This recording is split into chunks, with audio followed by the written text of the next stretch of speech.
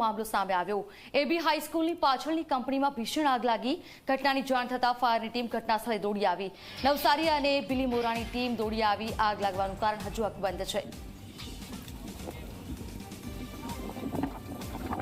તો એબી હાઈસ્કૂલની પાછળની કંપનીમાં ભીષણ આગ લાગી।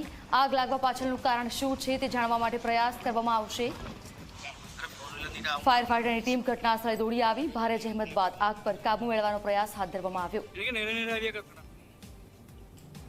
આજરોજ ચીખલી તાલુકાના મજીવેડ ફળિયામાં આજરોજ ચીખલી તાલુકાના આલીપર ગામે મજીવેડ ફળિયામાં મયુરા ફર્નિચરના ગોડાઉનમાં આગ લાગેલ।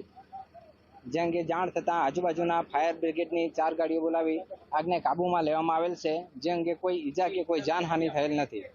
જે તે વિભાગના કર્મચારી તપાસ કરશે અને ત્યારબાદ જે તપાસ રિપોર્ટ આવશે તે મુજબ કાર્યવાહી થશે। એટલે જે નોર્મ્સ અને નિયમો વિરુદ્ધ હશે તે મુજબ કામગીરી થશે।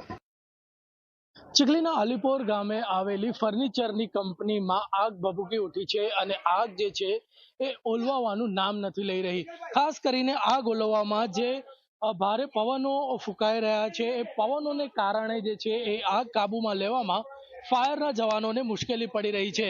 આપ દ્રશ્યમાં જોઈ શકો છો કે આજે કંપનીમાં જે આગ જે છે એને ઓલવવા માટે ફાયરના જવાનો કેવી રીતે મશક્કત કરી રહ્યા છે।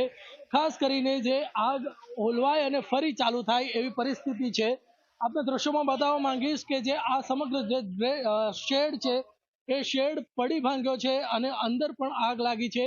આગનું લાગવાનું કારણ હજુ અકબંધ છે। કઈ રીતે આગ લાગી એ જાણી શકાયું નથી, પરંતુ પ્રાથમિક તબક્કે આગ જે છે એ શોર્ટ સર્કિટના લીધે લાગી હોય એવી સંભાવના જતાવવામાં આવી રહી છે અને આગ વહેલી ઓલવાય એવા પ્રયાસો થઈ રહ્યા છે। ત્યારે ગામના સરપંચ જોડાયા છે, એમની સાથે વાત કરીશું।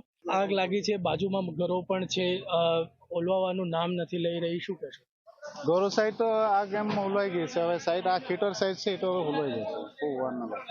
આગ લાગી ત્યારે અંદર માણસો હતા ખરા? માણસો હતા પણ ત્યારે આગ એટલી ના લાગી એટલે સહી સલામત બહાર નીકળી ગયા હતા।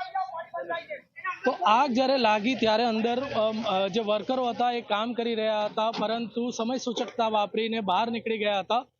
મહત્વની વાત છે કે જે આ આટલી મોટી કંપનીનું ગોડાઉન છે, પરંતુ અહીં ફાયરને લઈને કોઈ સુવિધા ન હોવાની વાત પણ સામે આવી રહી છે। પરંતુ જે સુરક્ષાની વાત કરીએ તો હવે પછી ચકાસણી થશે અને પછી રિપોર્ટ બનશે અને ત્યારબાદ કાર્યવાહી થશે।